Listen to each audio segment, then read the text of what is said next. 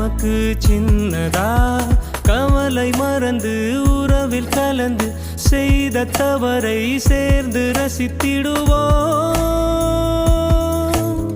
எத்தனை பேருக்கு இப்படி வாழ